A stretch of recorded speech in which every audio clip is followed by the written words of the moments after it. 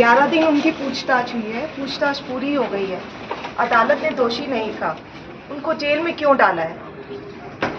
Ma'am, क्या आने वाले कितने दिनों के बाद आप लोग अब जेसी में भेज दिया गया है सीएम साहब को, तो कब बेल मूव करने की आप लोग तैयारी कर रहे हैं? इन लोगों का एक ही मकसद है, इनको चुनावों में उनको जेल में डालना है। देश की जनता इस तानाशाही का जवाब देगी। ईडी की जो रिमांड कस्टडी खत्म हुई तो उसके बाद ईडी के सामने की तरफ से कोई ऐसा बयान नहीं आया कि उनको 11 दिन की पूछताछ में अरविंद केजरीवाल जी से क्या हासिल हुआ, क्या सबूत हासिल हुआ, क्या कुछ उन्हें मिला जिसके लिए उन्होंने 11 दिन तक एक सिटिंग चीफ मिनिस्टर को कस्टडी में लिया, उनसे पूछताछ करी।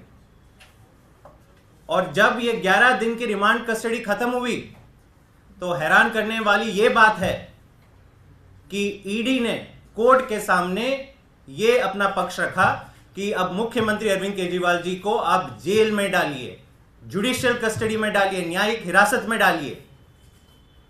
अब ये समझने वाली बात है, ईडी का इससे पहले क्या बोलती थी कि हमें अरविंद केजरीवाल जी से पूछताछ करनी है, 9 समन्स भेजे, वो पूछताछ के लिए नहीं आए। ठीक है, आपने उनको कस्टडी में ले लिया, रात के अंधेरे में गिरफ्तार कर दिया, 11 दिन तक पूछताछ करी, कुछ नहीं मिला, अब तो रिहा करेंगे। लेकिन नहीं, मकसद पूछताछ था ही नहीं। मकसद शुरुआत से था कि कैसे भी करके अरविंद केजरीवाल को जेल में डालो। पीएमएलए ऐसा कानून है जिनमें उनको पता है कि ईडी के पास बड़ी बड़ी शक्तियां हैं, एक बार आपको जेल में डाल दिया तो तब तक वो व्यक्ति जेल में रहता है जब तक ईडी खुद नहीं कहती है कि हां जी इनको बेल दे दीजिए। तो मकसद साफ था कि ईडी और भाजपा शुरुआत से एक षड्यंत्र उन्होंने रचा हुआ था, पूछताछ करना कोई इनका मकसद नहीं था। मकसद था अरविंद केजरीवाल को जेल में डालो, कैसे भी करके अरविंद केजरीवाल लोकसभा चुनाव में प्रचार ना कर पाए, आम आदमी लोकसभा चुनाव में अच्छा नहीं परफॉर्म कर पाए, इसलिए कैसे भी करके अरविंद केजरीवाल जी को मॉडल कोड ऑफ कंडक्ट के तहत उस दरमियान आप उनको जेल में डाल दो। दूसरा, आज एक बड़ा खुलासा दिल्ली के विधानसभा के अंदर हुआ।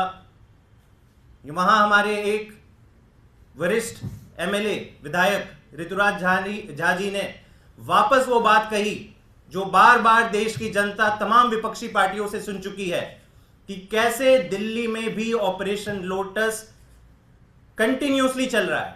पहले भी ऐसे कई वारदात आए थे, लेकिन आज जो उन्होंने खुलासा रखा देश के सामने वो भी बड़ा हैरान कराने वाला है और यह भी दिखाता है कि ईडी का मकसद क्या था, वो क्यों चाहते कि अरविंद केजरीवाल जी लंबे समय तक जेल में रहें। ऋतुराज जी ने कहा कि कल शाम को कुछ लोग जो भाजपा से बिलोंग करते हैं वो स्वयं उन्हें एक फंक्शन में मिले, पब्लिक फंक्शन में मिले। दयालपुर नाम की जगह है, ईडी चाहे तो उसके कोऑर्डिनेट्स भी निकाल सकती है उनके फोन से, उनकी लोकेशन से कि वो वाकई में वहां पे थे कि नहीं। और वहां उन्हें सीधा बोला गया, ऑफर दी गई कि 25 करोड़ लो, आम आदमी पार्टी छोड़कर भाजपा में आ जाओ। और यह भी कहा गया उन्हें, बड़ी इंटरेस्टिंग बात है, यह भी कहा गया कि एक अरविंद केजरीवाल तुम्हारे सबसे बड़े नेता को बिना किसी सबूत के अगर हम जेल में डाल सकते हैं तो तुम क्या चीज हो। यह भाजपा का निचला कार्यकर्ता आज दिल्ली के एक विधायक को बोलते हुए घूम रहा है। आज सुबह एक कॉल भी आया उन्हें और यह भी बोला गया, सेम ऑफर वहां पे भी दी गई। अच्छा, दूसरी चीज भी बताई गई उन्हें कहा कि खुद पे आते हो तो बहुत अच्छा, वरना ईडी सीबीआई छोड़ देंगे। और दूसरा, अगर आपके अपने साथ 10 और विधायक को लाते हो तो आपको मंत्री भी बना देंगे, वैसे भी राष्ट्रपति शासन आने वाला है। ये भाजपा के नीचे कार्यकर्ता जो है, निचले कार्यकर्ता ये बोल रहे हैं।